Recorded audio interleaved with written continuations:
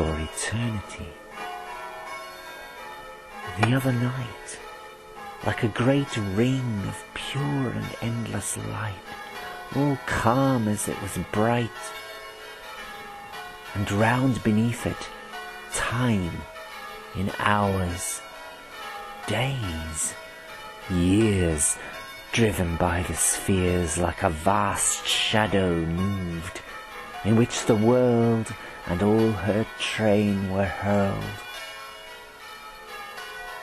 The doting lover in his quaintest strain did there complain. Near him his lute, his fancy and his flights, wit's sour delights with gloves and knots, the silly snares of pleasure, yet his dear treasure all scattered lay, while he his eyes did pour upon a flower.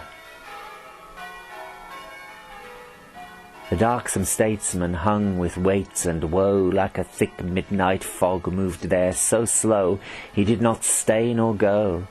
Condemning thoughts, like sad eclipses, scowl upon his soul, and clouds of crying witnesses without pursued him with one shout.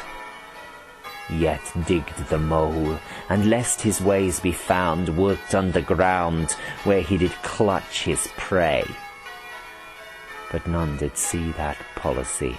Churches and altars fed him, perjuries were gnats and flies. It rained about him blood and tears, but he drank them as free. The fearful miser on a heap of rust sat pining all his life there, did scarce trust his own hands with the dust, yet would not place one piece above, but lives in fear of thieves. Thousands they were as frantic as himself, and hugged each one his pelf. The downright epicure placed heaven in sense, and scorned pretence, while others slipped into a wide excess, said little less, the weaker sort, slight, trivial wares enslave, who think them brave, and poor despised truth sat counting by their victory.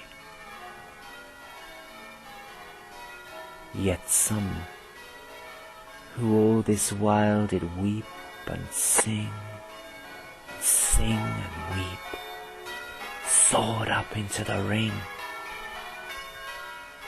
but most would use no wing.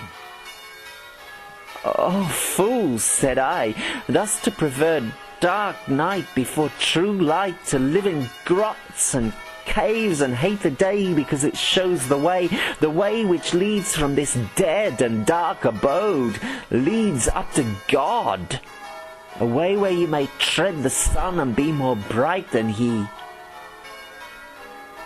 But as I did their madness so discuss, one whispered thus, "This ring the bridegroom did for none provide, but for his bride."